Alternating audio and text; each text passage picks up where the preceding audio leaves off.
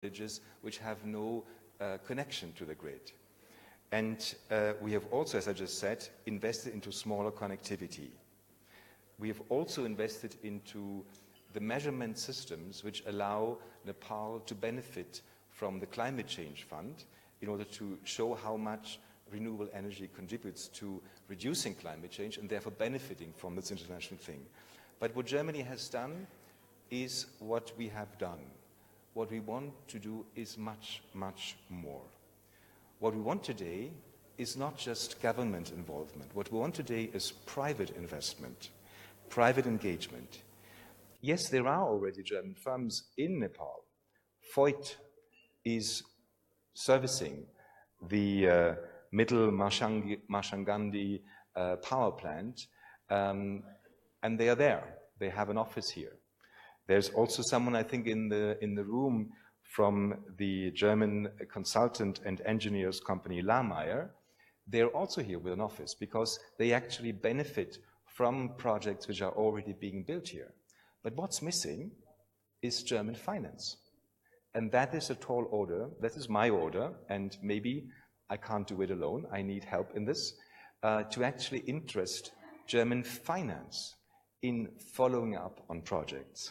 And for this, we need what I just mentioned initially, and I think I'm very glad to see that Mr. Giesing from the Nepal Energy Authority has understood all this and has told it much better than I can, that you need connectivity, you need good regulation, you need good and stable prices, and then finance will come and follow. Today's discussion should make this of my work actually easier. I'm looking forward to discussions, to the presentations, the two presentations, and also the discussion, which will be moderated by Mr. Bashal Thapa, whom I understand has been a very inspiring way of leading an interactive discussion. So I'm looking forward to that, and I can only repeat, I am actually very optimistic about the future and looking forward to more. So I'm already ending without even a red card and give to the next speaker. Thank you very much.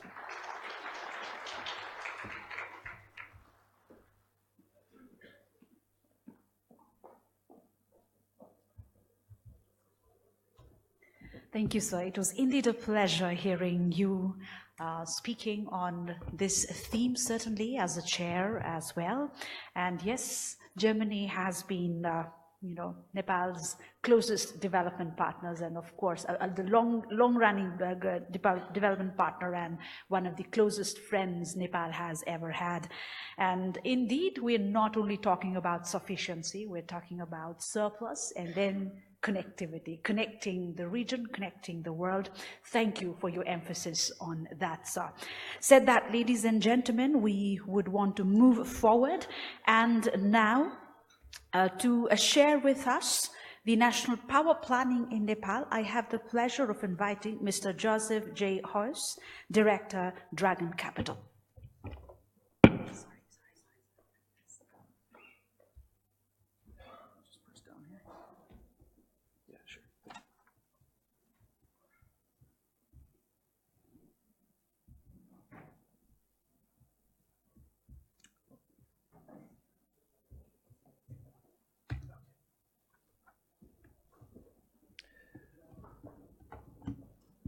Okay, first of all, obviously I'd like to thank EDC and the sponsors of the summit, and for yourselves attending here today.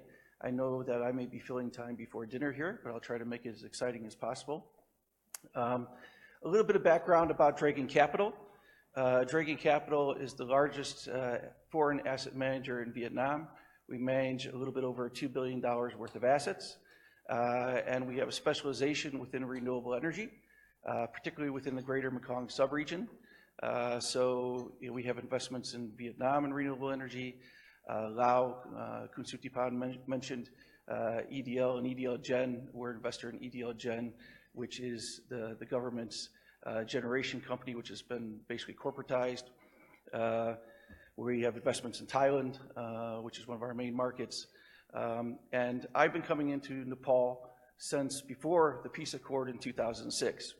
And basically, up till now, we haven't been able to find comfort basically due to the instability in the region and in Nepal, to be able to perform an investment. However, now we feel the situation has really changed. Nepal has adopted a constitution. It's been approved. It's had elections at all different levels. And basically, we're seeing changes in the power sector that we haven't seen in 25 years. So we're very, very convinced that Nepal is on the right track. I've entitled my presentation, National Power Planning in Nepal, a naive foreign investor's perspective, because I've been lost in the wilderness over the last 10 years, trying to find the way to do a project in Nepal. And each time I've tried to move one way, something's changed, and it hasn't happened. Now I'm convinced, and we want to do power investment in Nepal, and I'm convinced we can do it, and I have to just find the proper way to do that, the proper projects, but the stability is there, and that's fundamental for any investor. First and foremost, if you're going to invest in the country, the structure and the stability has to be there. It's not tax benefits or things like that, it's stability. And Nepal now has that, and we're going to look to take advantage of that via investment and helping the country's development over the next 10 years. So in my first slide, basically I'm just presenting the business case again. Although I think I've underestimated the amount of suppressed demand, if I hear His Excellency Mr. Kissing speaking, that suppressed demand may be much higher than I anticipate. Also, of course, Nepal is strategically located between two of the world's largest economies in China and India, and that presents a number of interesting export opportunities for Nepal moving forward. The thing I want to point out in this slide is that the suppressed demand is easily realizable. If you look at the demand, it's replacement of diesel generators, which are abundant in households and businesses. We've seen basically very strong expansion in light and value-added industry, especially on the borders of Nepal. And we're seeing a modernization within the tourism sector. All these areas give access to readily realizable demand. Now, Nepal's stability is really young. Basically, it's about 1.5 years since we've really seen the stability in Nepal, but yet Nepal is not wasting any time. And this is a huge compliment to Nepal. The implementation of the National Energy Regulatory Commission, absolutely essential for power development in Nepal, putting together standards for generation, standards for transmission and distribution, determination of tariffs, both PPA offtake tariffs and retail tariffs, and making sure that power is actually supplied to the areas that need it as part of the overall socio-economic plan of Nepal. In conjunction with this, we've seen standardization of PPAs in Nepal. Before, all the PPAs were pretty much negotiable, different rates, different conditions. Standardization into run-of-river, peak pondage, reservoir, or large storage projects is absolutely something which has gone a long way to convince foreign investors of the structure of the PPA and power market in Nepal. On top of this, the tariffs have been set to promote base energy. This is absolutely essential. We have a grid in Nepal where 10% of the load is basically base energy. Everything else is intermittent. This is extremely difficult to manage, and it's very, very important that Nepal encourage basically the increase in base energy within the grid. Okay, this tells us kind of where we've been in our experience with Dragon Capital. We came into the country in 2006. These are the various political changes which have taken place during that time, and it's made it very, very difficult for us to really settle within Nepal, because every time we came in, we had a different government, we had different representatives in the ministries, we had different people in the NEA, but we now believe that that's really over. What is important as the new government comes into power next month is that stability is maintained. And I'm convinced after talking to my colleagues, friends, acquaintances here in Nepal, that basically the next government will be in for a longer time period. Besides national political stability, obviously when you're doing a hydropower project in Nepal, it's very, very important to deal with the local governments. And basically when we've been out into the field here in Nepal, what we've seen with the local governments is that the district and the village chiefs really want to be part of the national policy planning in Nepal. And they understand that basically implementation is basically their responsibility locally. They want investment in their constituencies, and they want benefits to their constituents from such investment. So for us, it's extremely important that each project which is performed offers those benefits locally. Without that, then there's no real unity in terms of building a power plant. These are some of the obstructions that we've witnessed over the 10 years to the development of hydropower in Nepal. And I won't go over them all because basically most of them are self-explanatory. But I will touch on the first one because people ask me what I'm talking about with the first one. Really what I'm talking about is the allocation of PPAs and the quality of the projects which are there that confront foreign investors. So we've seen a lot of lobbying for PPAs in Nepal. We've seen a little bit more loose awarding of PPAs, and actually that sees PPAs fall into hands of entities who don't have the resources to develop, or basically aren't experienced in developers. By the field of dreams, I'm talking about projects where substantially most of the infrastructure around those projects don't exist. It's been very, very difficult to move those projects forward, especially with political instability. Okay, when we talk about national planning, really the key factors, very simply, is where does Nepal need power? How much power? What type of power? And Nepal has the institutions for planning. Nepal does plan, and it likes to plan. It's been interrupted by instability. The National Planning Commission is obviously responsible for the socioeconomic development of the country.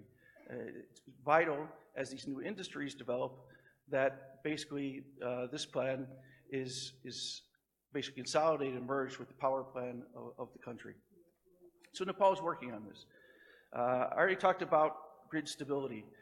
Vital that we have grid stability in Nepal, and basically, Nepal has worked on that by standardizing the PPAs and also increasing tariffs for peak pondage and reservoir-based projects. But from an investor perspective, we liked the National Pride projects. We liked the Super 6. We liked shovel-ready projects. And you can define shovel-ready any which way you like, include all these things, include some of them. But basically, it's very, very hard for a foreign investor to come into Nepal and maneuver the infrastructure to prepare to develop a project. And the National Pride project, the Super 6, was an attempt to do so. It's just that the instability didn't allow that to happen and to function.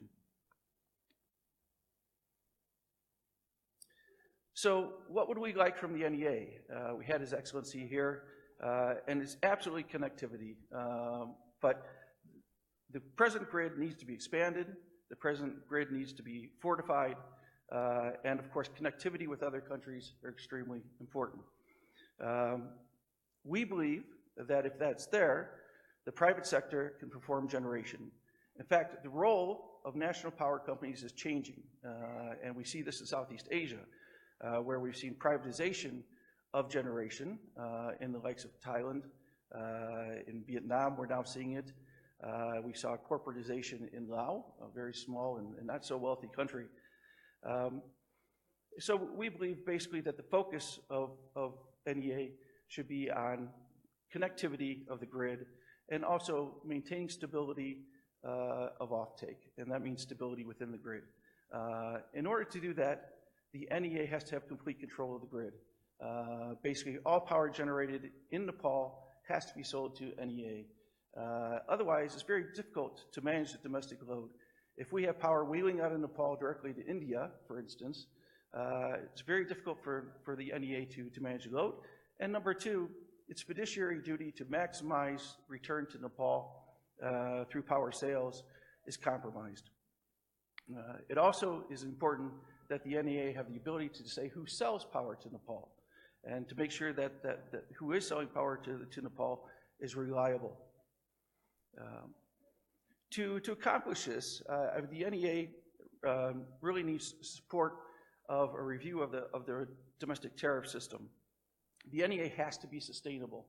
And if I go to the next slide, where we're really talking about things to basically support priorities for NEA, we think that the NERC has to review retail tariffs over time. It doesn't have to happen overnight.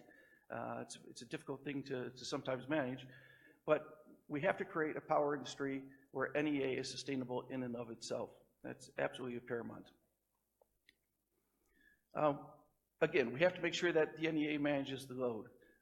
We have to support the NEA in its expansion here in Nepal. And the NEA has very strong proposal on how it wants to expand the grid. So it needs internal support from Nepal, needs some external support from overseas. And we think with that, if the NEA accomplishes this, foreign direct investment will follow, connectivity will follow, and basically Dragon capital investment will certainly follow. So these are kind of the points I wanted to talk about a little bit today. I thank you for your attention, certainly. I thank you for your patience, your understanding, and if you disagree with some of the points, restraint. But in any case, it's been a pleasure to speak with you today, and we have a great vision for the power industry in Nepal. All the conditions are there, and we're going to be a proud participant in it. I guarantee you that. Thank you.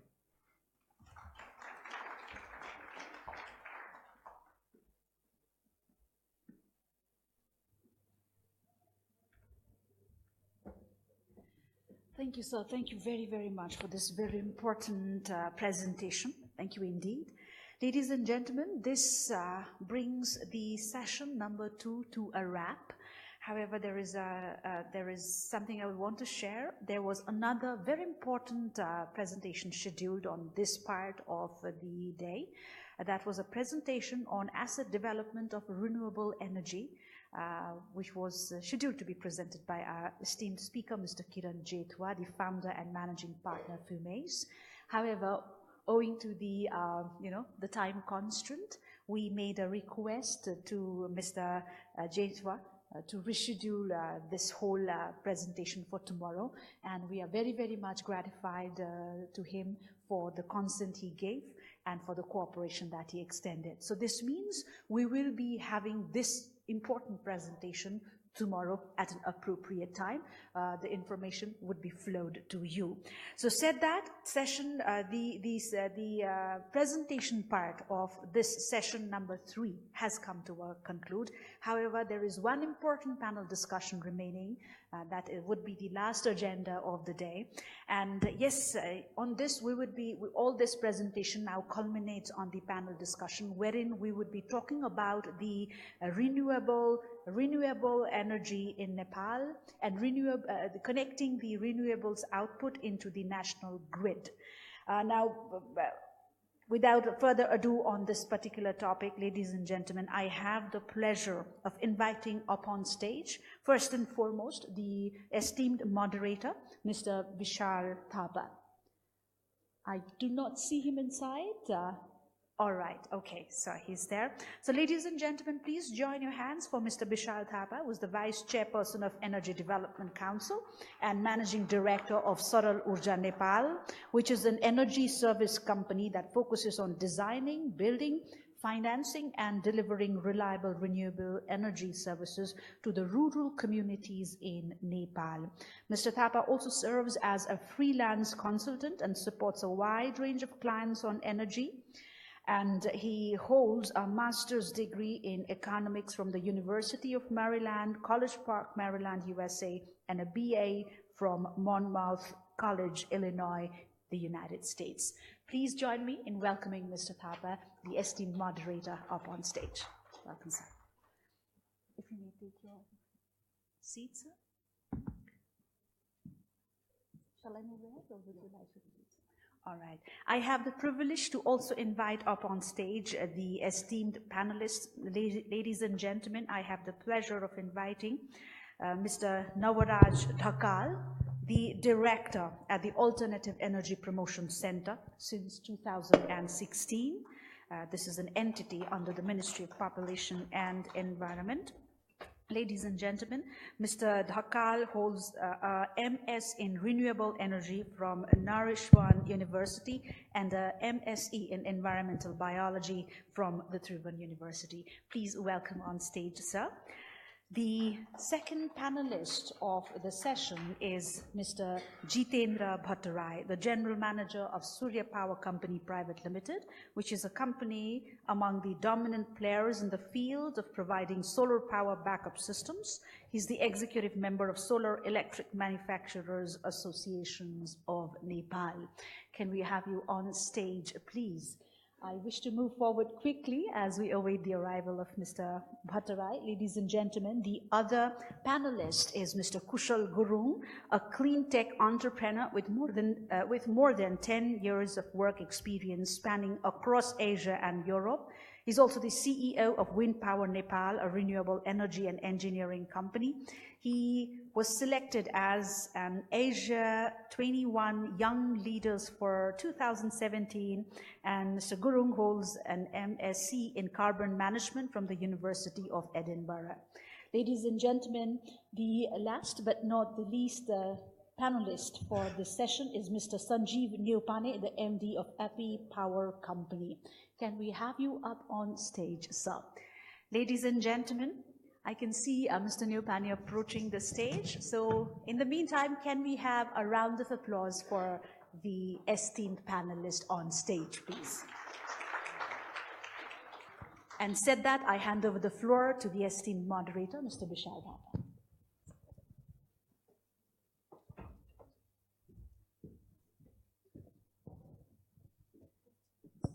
Good afternoon, ladies and gentlemen. It's a privilege to be here at this summit with a very distinguished panel speaking on a subject that's tucked at the very end, but nonetheless, as you will see as this session unfolds, that is very, very central to Nepal.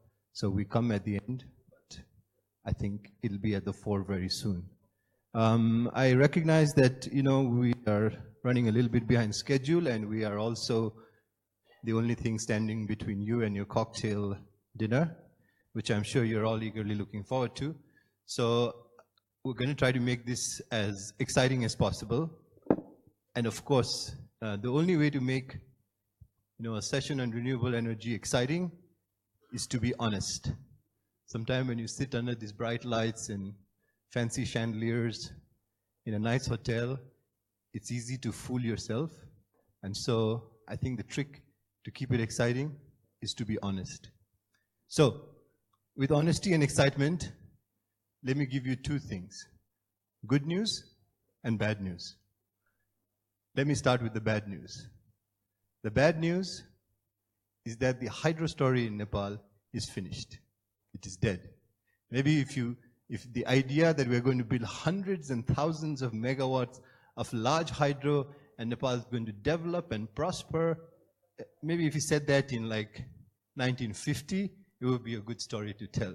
Maybe if you said that in all of the 20th century, it would be a good story. Starting at the beginning of the 21st century, if the idea is you're going to build more and more large hydro and you're going to connect more and more lines, sorry, it ain't going to happen. That is the bad news.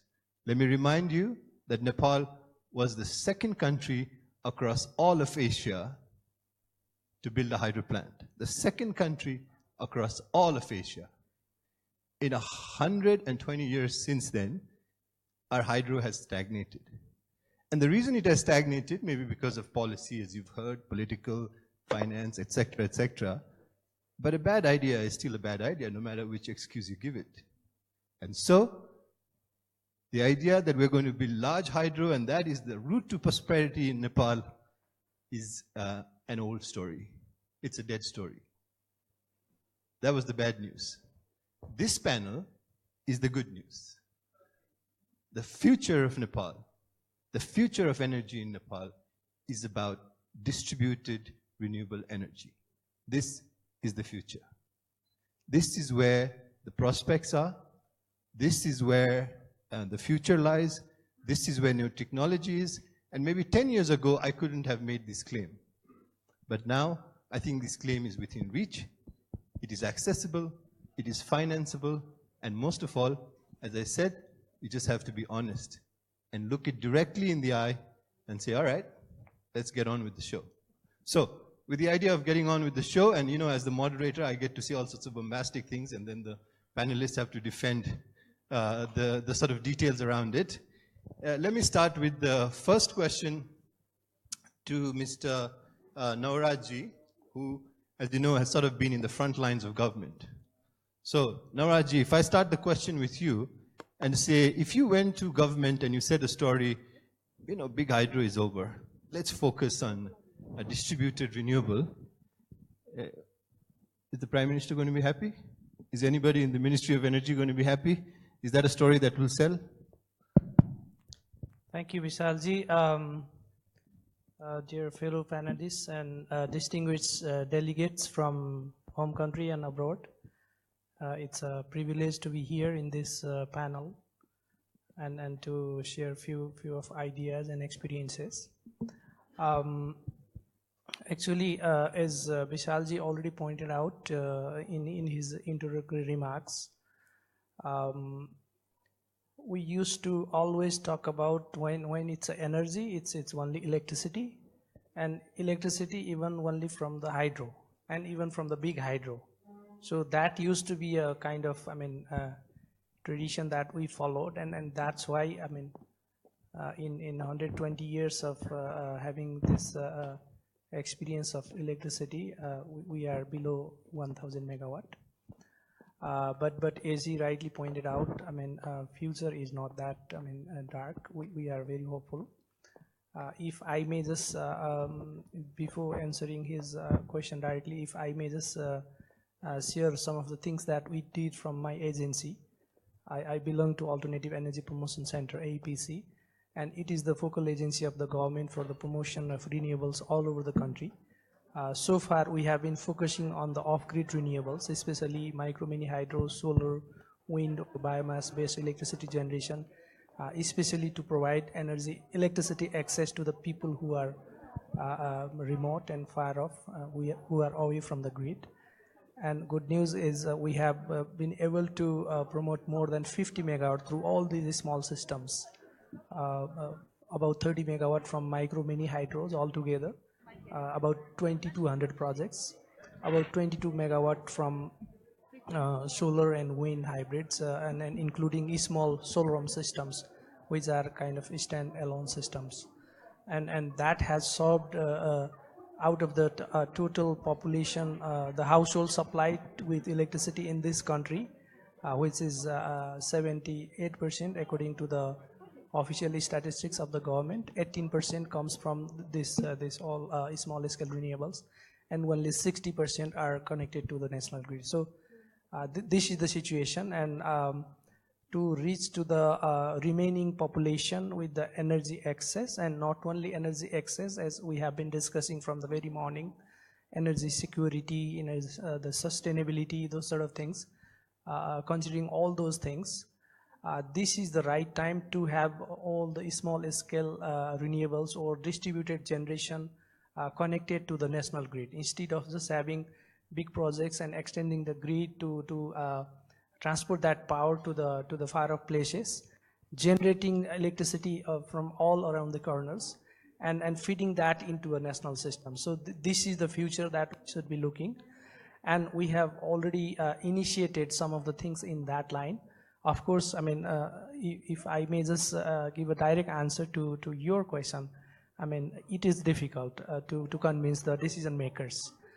When we come with that idea, they are not that sure that with the small scale renewables, which are so much distributed and who are so small in capacity, can still contribute towards that. But we have examples from other countries where this has happened, and very small systems like solar rooftops can be connected to the grid, and then that can still work, and the reliability and the system the work of the system is not disturbed by those things. So we have to only demonstrate here, and recently we have done that by connecting one solar rooftop system installed in Nepal Engineers Association building, which is only a 15 kilowatt peak system that has been recently connected to the national grid through net metering system. And recently we have connected 2 micro hydros. One is just 23 kilowatt and the other is only 40 kilowatt. So both the systems have been connected, and we have been doing very good collaboration with the utility, the Nepal Electricity Authority. And we are very happy that the current leadership of utility is very much positive towards this thing. So, I mean, and recently with the promulgation of new constitution in this country, we have now converted into the federalist structure. It has been briefly touched upon in the earlier sessions also. Now 753 local governments have been already set up, which have a lot of power and authority given by the constitution. And one of them is alternative energy and hydro projects up to 1 megawatt. They can do everything about those things. They can plan, they can have a regulation, they can have a working policy, everything, even issuing licensing would be done by the local governments. So, I mean, after this new constitution and after this new development, and now National Planning Commission is also getting very serious on this matter, and together with the joint effort of agencies like us, NEA and Ministry of Energy, and this newly set up company of NEA, the NEA Engineering Consultancy Company, there is a big study going on to have at least one project in each of the 753 local government units, which would be, I mean, minimum 500 kilowatts or as far as possible 1 megawatt, and that will ultimately be connected to the national grid. But the story doesn't end here. I mean, there are still areas, although recently they are sort of announced at the municipality, but the settlement is so scattered, and even after having one project in each of the local government unit connected to the national grid, there would be still far off areas which need off-grid and small scale renewables that we need to still build and maintain and operate to supply to that part of the people or that part of the population who need access to modern energy. So, I mean, I think this touched upon. Yeah, thank you. So, thank you, Naraji. I think his point was clear that you know, he faces a challenge in sort of discussing with government and others on the acceptability and the centrality of distributed energy resources, even as it's being integrated within the grid. This panel also has one of the best kept secrets, which I'm going to now reveal, and that's in Jitendra ji, who's actually has a 1 megawatt system that is connected to the grid, but faces some other problems, which he's going to tell us about. And I'd love to hear the challenge you faced in sort of building and bringing that system onto the grid network. Thank you, Vishalji. Good evening, everybody. Recently, we have, I'm from Surya Power Company. We have installed a 1 megawatt solar power plant, and we have a PPA with the factory. The power, this farm, solar farm is in the factory, and the excess energy goes to the grid. So we have a PPA with the NEA also. And then up to now it's already connected since 6 months, and we haven't kept the meter, so we have not get any cost from NEA, but we are getting the cost from factory. So I like to say more on this with my CEO, Mr. Sailendra Bhattrai. He is here.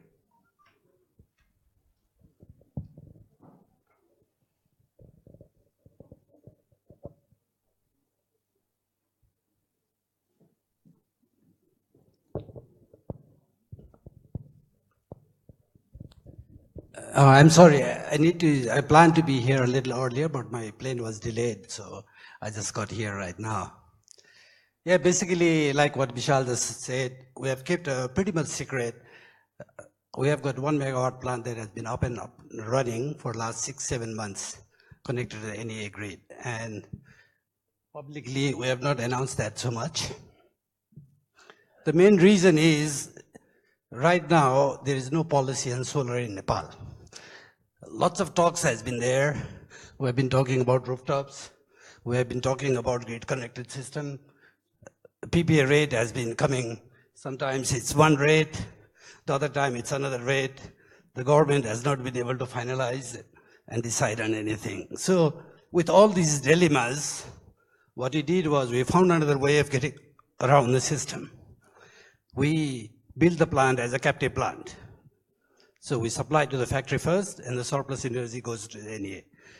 One of the major difficulties we had faced, and that is due to the lack of policies. Every policy that has come in Nepal has been hydropower centered. Like for hydropower, if you import any equipment, the tax is only 1%. But for solar, we had to pay a full tax on a lot of equipments. Solar panel is still at 1%, but like the inverter, we had to pay a full tax. We are forced to put in a huge battery bank, and probably I like to say that it will be the largest battery bank in Southeast Asia. We have got 2.3 megawatt hour of storage in the plant, and it's been operational like that. So what I'd like to suggest and do is we need solid policies, like a PPA rate.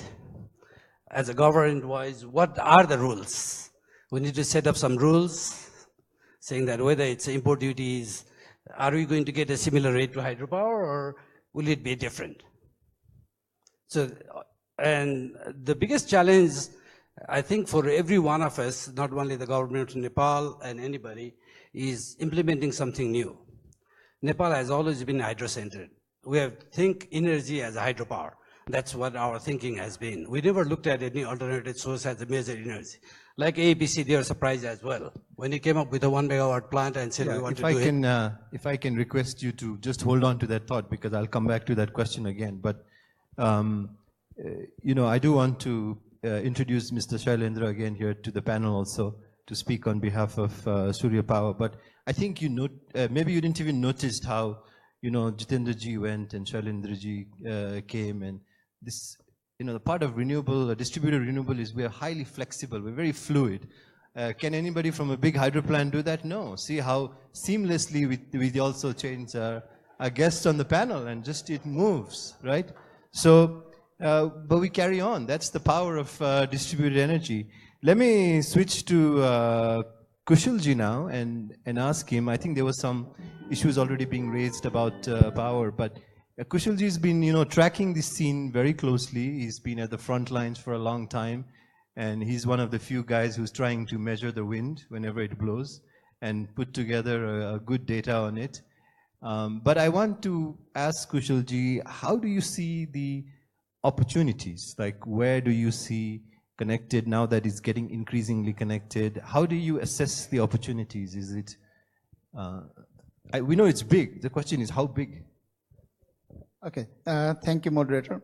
As Vishalji just mentioned, that we have been collecting wind data throughout the country, putting some high quality tall mast, and our goal is to collect data and make project bankable, because end of the day, if we don't have confidence in investing in the project, then the bank will not come. Looking into potentials and opportunities, it's much better now than it was before. It doesn't have it has nothing to do with the wind. It has to do with policy and the infrastructure development. So, you know, some of our very good wind pockets are in quite remote areas of the country. Luckily, now we have motorable road access to those areas year round. So that, you know, has opened up the potential to mine those wind farms or wind resources.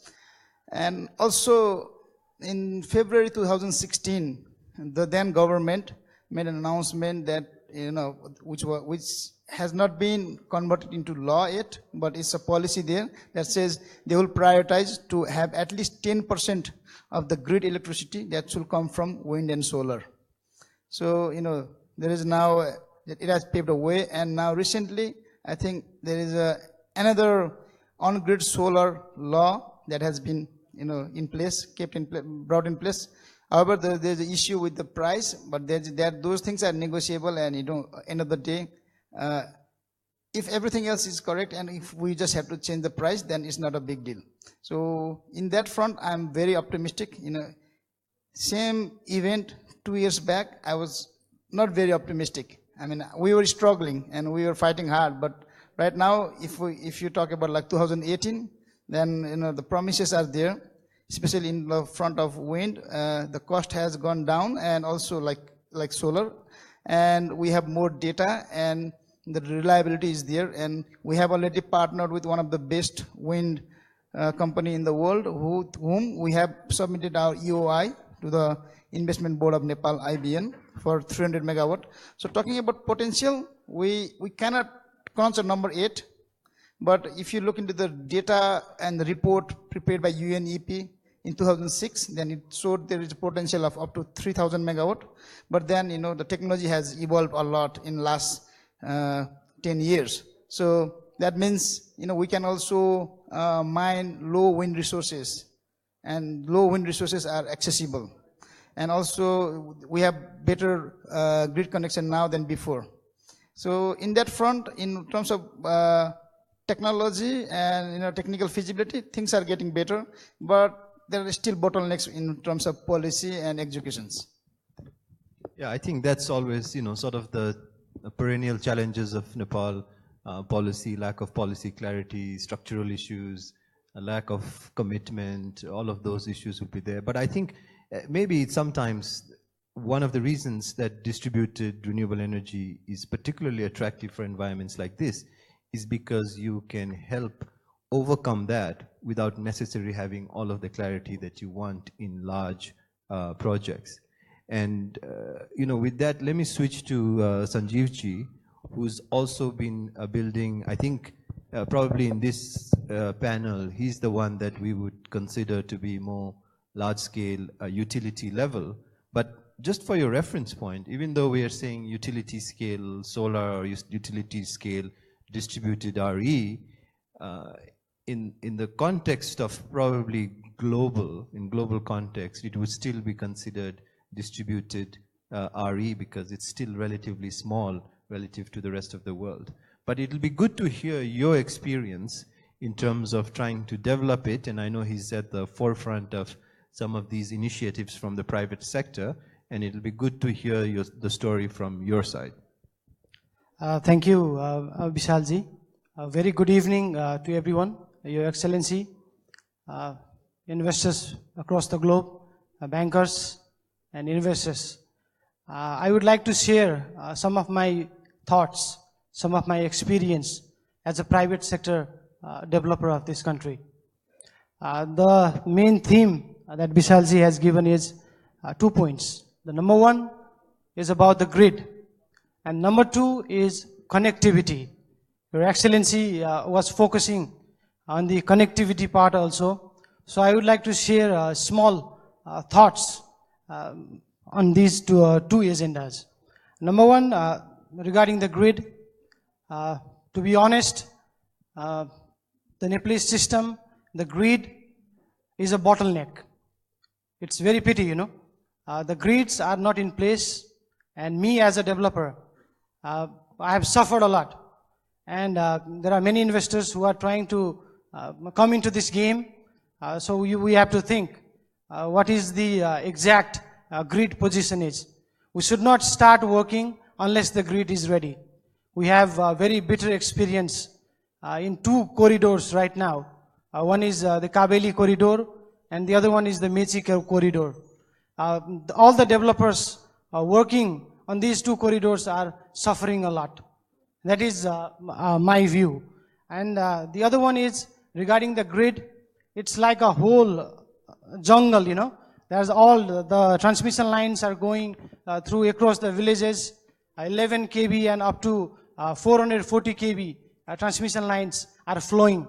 And I request NEA that we should adopt the loop-in, loop-out model.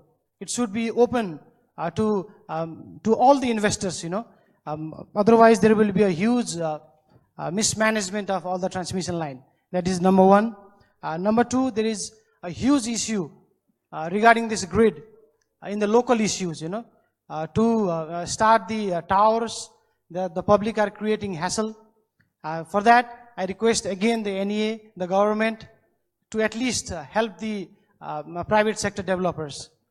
And the other one, which I have to highlight, is in the city areas, the transmission line has to be underground. It will make the city ugly as well. And we are talking about the cross-country transmission line also. And right now the cross-country, the border transmission line is one way, which has to be a two-way policy. And this is the 21st century, and the towers has been changed, you know. It has to be more compatible so that it will be easy to handle also. And lastly, I would like to focus on the connectivity point. Regarding the connectivity point, most of the substations in Nepal, they are all outdated, they are very old, and we need restructuring on that part also. So these are my experiences. Thank you, Sanjeevji. I think he mentioned one point about taking lines underground, you know, particularly in the grid. And I was in Delhi a few days ago, so I want to give you an example from there that I think will describe the story on distributed RE just exactly. If you go to old Delhi, you know, sort of the old part, and how congested it is, how crowded it is, and then there's an underground network, metro, right? And when they were first planning to build it, the engineers came and looked at it and said, are you serious? You're going to build a metro here? You can't even touch this road. Like, if you touch it, this whole North Delhi is going to like crumble because it's so crowded and congested. And then they figured out that the only way to build a metro in that part of the city is if you just build it right underneath without disturbing anything on the top. So if you go to Delhi and you ride the metro to Old Delhi, you'll see that the metro is extremely deep. And the reason it's deep is because they couldn't dig at the top at all. They couldn't touch anything at the top. So they had to keep tunneling underneath, and they kept building it, and that's how Old Delhi's metro station was built. And distributed RE is something like this. You can't fix the grid, it's unfixable. And so you got to start looking at distributed RE as a mechanism that comes and supplements and solves the problem by bringing a new set of technologies, a new set of thinking. And I think that's what the opportunity is. But I want to turn to Shailendraji to describe a little bit about what kind of investment opportunities do you see for investors looking at companies like yourself and this market in general, and where you see those investment opportunities must be most specifically focused? Basically, as a Surya Power company, we are already in negotiation with several people on quite a large investment, going up to 200 to 300 megawatt of solar power across the country. We are looking at what bottlenecks we have, and we think we have found a solution which solves both the country's problem as well as going forward as an investment point of view, how we can tackle all those points. But still, we got one massive problem is we need a government policy which can fix whatever it is. It needs to fix a rate, saying that this is the rate we can give you, and with that rate, we'll need to decide whether it's feasible or not to move ahead. We can do one charity project like the one in Alparasi. That's megawatt. 1 megawatt is a charity project because we wanted to show to Nepal something we can do. It is possible. RE is possible. But as an investor-wise going forward, we need to make money out of it. If we don't make money, nobody will invest. So that's one of the major challenges we see is there's a lot of potential. Nepal's grid does allow for different RE to be connected everywhere around.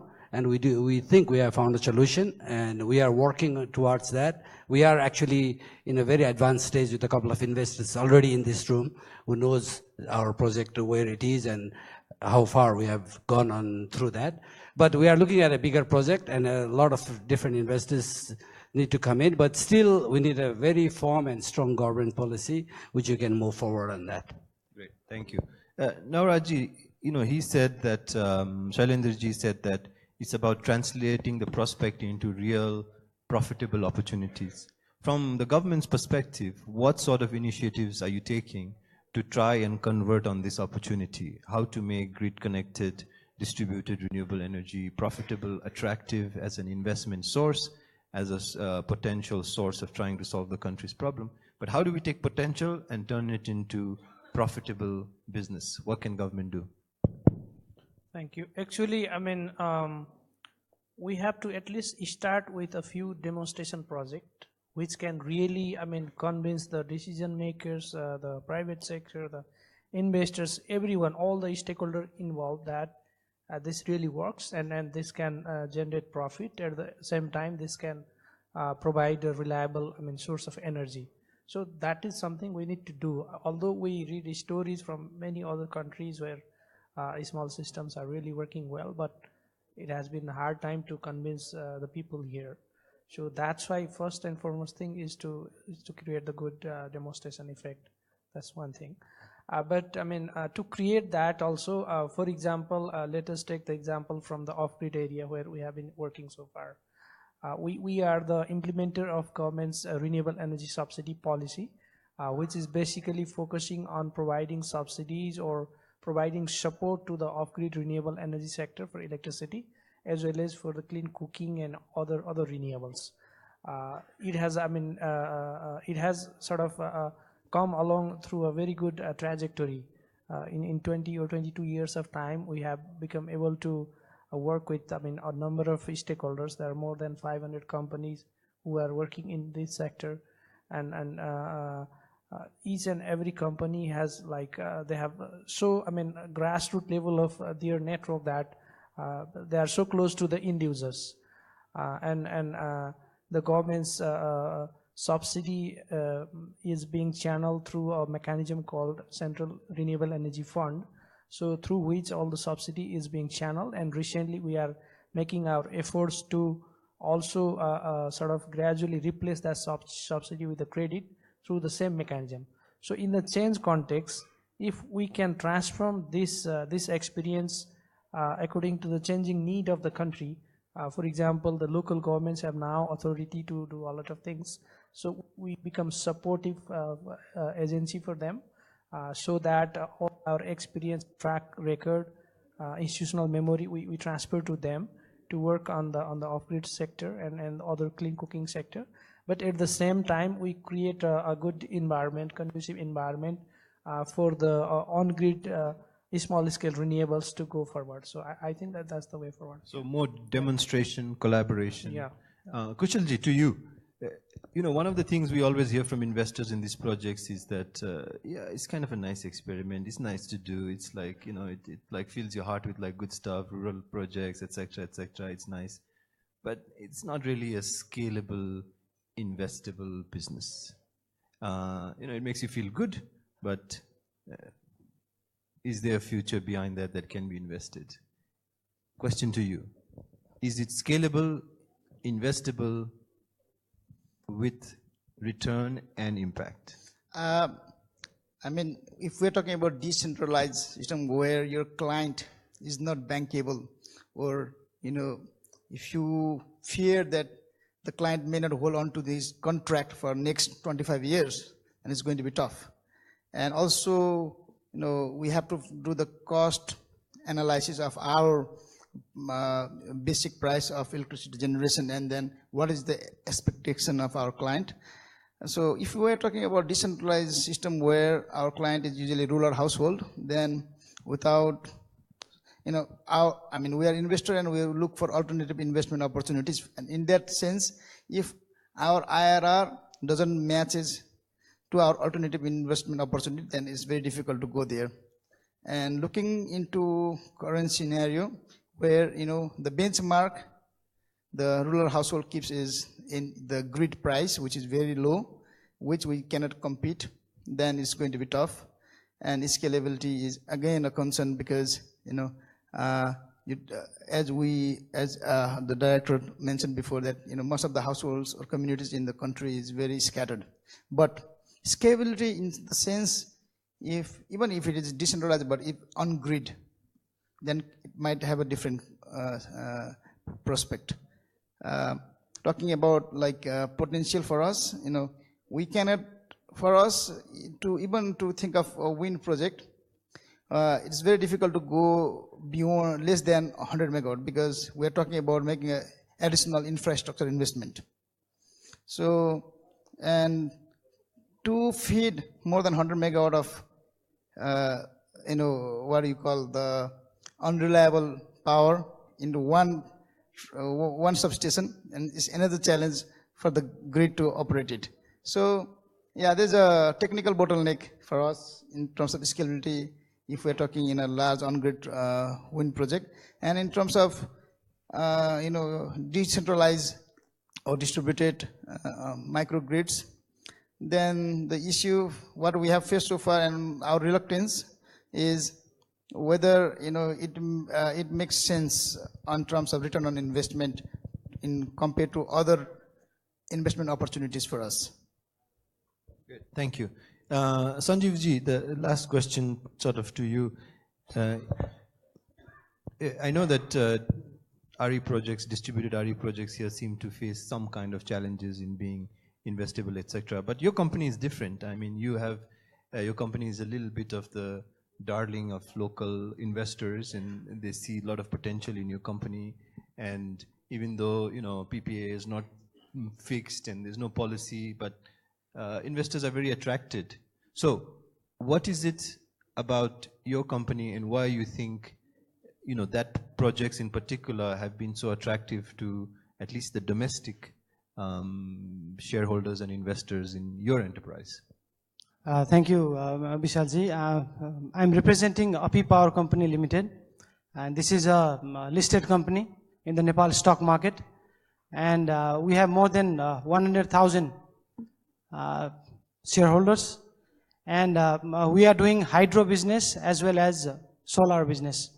Solar is a new sector for my company, and I had a lot of dreams, we were a good company into the hydro sector, and the government recently announced a tender for 61 megawatt live grid solar project, first time in Nepal.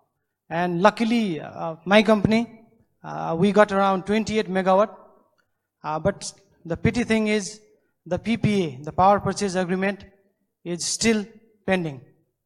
And we had bid for the project, and the rate was around 8 rupees to 9.5 rupees per unit. And the PPA is still, I'm not sure whether the government, whether the NEA will sign the PPA or not. If this is the case, then there is a problem, because the tender was announced by the government, and we all trust Nepal Electricity Authority, the government of Nepal. And for me as a private sector, I have burned my hand. I'm into this business, and I want to make this country a load-shedding free country. I'm serving this country, but this is a business eventually. I have my shareholders on my back also. I have to pay them dividend, and we are very, very enthusiastic that this country can be made as a power center. And with the energy mix, everything, the solar business, the wind energy, the biomass, there's a huge potentiality, but the government has to be clear on its policy, and the rates have to be finalized. We are still confused whether the solar wind energy will get the escalation or not, because the inflation right now of Nepal is in the double digit, but the rate of the PPA is always stagnant. It doesn't change. So that has to be also carefully thought by the concerned authorities. And my other thing is regarding investment. This is a power summit, and as an investor, I welcome you all. Together we can make this country a better place for investment. And I promise you, there are challenges, but there are opportunities also. So I request the NEA and the government to make the policies clear. All the hassles, it has to be cleared. The policies has to be thrown from a one window policy. And then only investors across the globe will feel confident in investing. Thank you. Normally we would end this session always with comments and questions from the audience, but we're running a little bit late on time. Besides, I bet you if you have a few drinks and ask them questions, they'll probably give you better answers than asking them from the floor. So let's move quickly to the the most interesting part of the conversation you'll have outside. But in closing, let me just try to wrap up. I think I presented to you, 10 years ago, I came to a conference very much like this in this very room. And I remember I was at the end of that corner, and then I made a presentation and I made a forecast that when you connect and increase cross-border transmission lines, you'll get a massive surge in electricity imports, and there will be pretty much, it will slow down hydro development in Nepal. That was my forecast. Today, imports from electricity, Indian imports of electricity is 2 billion, the highest it has ever been, and it's likely to continue to increase. So this is my forecast for the next summit when we come. You see that 40,000 megawatts in there? The good thing is that they didn't specify what that 40,000 was going to be. This, ladies and gentlemen, is the future. And if you're looking at opportunities in Nepal, welcome to the future. Connected, distributed renewable energy is where most of the exciting investment opportunities are. And I welcome you to have a closer look at this, be open, and you'll find that the democratization of electricity, which is the future, is finally here in Nepal, and we're looking forward to investing with you and working with you in this segment. Thank you very much. Good night.